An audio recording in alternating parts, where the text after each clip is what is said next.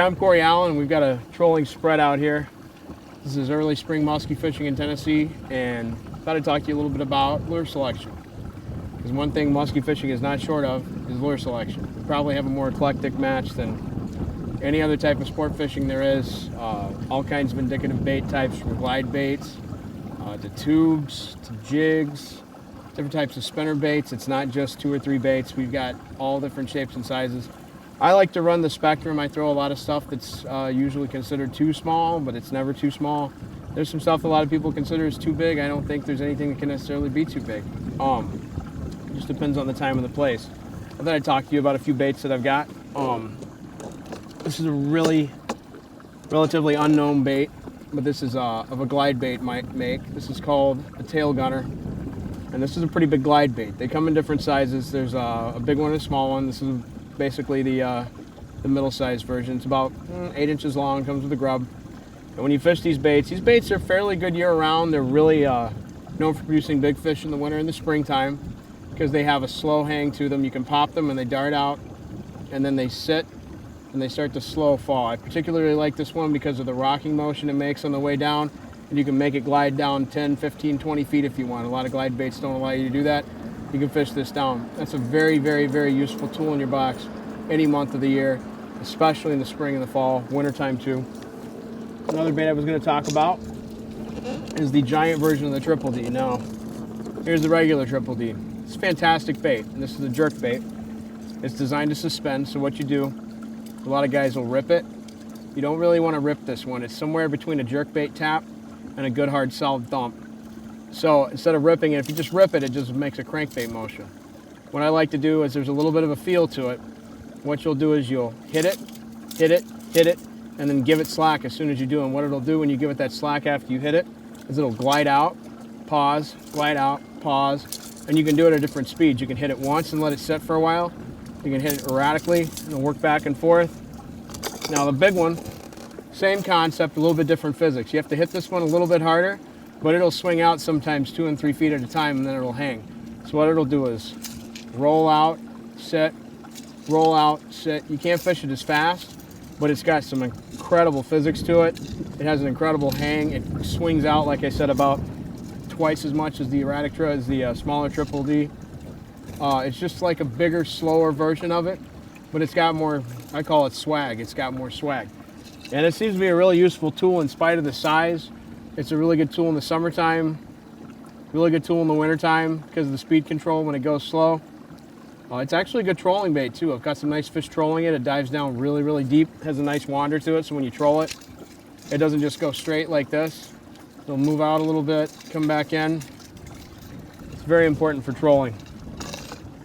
I'm kind of hitting some baits that a lot of people don't know just from the gamut. Of course, everybody knows the inline spinner baits. There's all those different types of models, and take your pick your poison. There's so many out there. I prefer the Lungen models. They make them out of silicone skirts. They're really durable, really useful, nominally priced. There's a ton of those out there. This is called a Revo Shad. Now, a lot of bass guys might recognize this because they cater to multi-species. They do a lot in the swim bait market. They were some of the first guys to really do it and mass produce it, and I still honestly think for the price and everything, they're some of the best ones out there. I'll throw everything from the 4-inch size up to these 9, 12-inch sizes. These are incredible baits. They have really mastered what they've done with this. More than anything, it has the nice swimming motion. It literally just does like it looks, just undulates back and forth.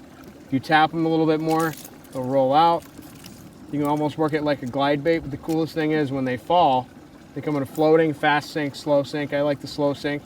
They will fall just like this. They won't tumble, they won't roll. They fall straight down. You can literally watch the hook sit on the bottom when the bait hits. That's a really, that had to have taken a lot of R&D and effort to get it to actually do that because it's an incredible action. And then when you let it drop, it just falls to the bottom. You can fish it at almost any depth. One of the things not a lot of guys really consider when they're musky fishing is the value of a good jig. And these are kind of hard to find. Actually, I have these custom made. There's different models. J-Mac makes a really good musky jig, but I'll fish some of these larger size bass jigs and put a trailer on them. I like the Packer Craw. It has a nice action to it. Just gives it a little bit of an edge. And you can almost work it like a swim jig too, but you can put any kind of body you want on it. Like a lot of the bass world has really great size plastics for these, even more so than the musky. But any kind of big jig like this, fishing it off the bottom or just swimming it, muskies feed off the bottom a lot more than people probably realize. It's an incredible bait. Let's talk about swim baits, and these are kind of newcomers on the market. This is kind of something that's developed. There's a huge market of pike angling overseas, and they really have come to master the art of making a really good swim bait. And American lure manufacturers and American anglers picked up on this. This is a really brand new bait. This bait just came out this year. It's called a Muskie Innovation Swimming Dog. And that basically nails it. It's the same company that's famous for making the Bulldog line. They make all kinds of different models, from the Founder to the Double Dog and all that stuff. But they're really good at making these jointed rubber baits. This is articulated. It doesn't have a wire spine, but it's harnessed all the way through, so all the hooks are attached. But it allows the bait to move. This bait, out of all the new swim baits that have come down the line, this is my favorite because it doesn't just reel in. So many guys will just reel these baits in. I like to pay attention to what a bait does when you don't do anything at all. If you let it drop, if you let it pause. This bait, when it pauses, you drop it, comes to a slow stop, head down, tail thump. Lots of fish hit it like that. Most of the other swim baits you see on the market nowadays, if they hit and you stop them, they start to spiral, they hang up on themselves, they foul. They don't really do anything when you stop them. This bait, however, somebody was thinking when they made it. Another variation on that, and this is actually directly from Sweden. This is the swim bait design. This is called a Wolf Creek swim bait. And these are really cool because they come with different sized heads. You can screw in these heads into all their plastic bodies, and then you can place the hooks accordingly. Like I just made this one the other day. I actually rigged one up just a few minutes ago. You can put the hook placement on it. It has a slow rocking motion. You can fish it anywhere, well, anywhere from the bottom up. I've got this with about a 1.4 ounce head. I forget the metric conversion. They come in metric. But this is really cool because you can fish these really slow. You can jig them, hop them on the bottom. They make weightless harnesses where you can fish them really shallow over weeds. There's really no limit except your imagination as far as that goes. Here we've got a standard Double Dog. Now, I was talking about this a few minutes ago. You've seen that one's had some action. It's caught a few fish. This is a jointed rubber bait made by the same people who made the Swimming Dog. This is the bait they're famous for, except this is the dual tail model. Come in different sizes. Now, these baits are really useful. They're famous for ripping in the big open water fisheries like St. Clair, Mille Lacs, big fish bait. Most guys throw the giant one. This is the regular size. I prefer it. And the cool thing is you can swim it through the water. You can rip it and pause it. The thing I really like to do with these is because of the foil of these two tails, when they fall, they go head down straight first, just like that. I like to hop them like a jig. I like to work them like this. Most guys pull them to the side. I like to make them do this. They go up and down. You can actually let them hit the bottom, rip them up, hit the bottom.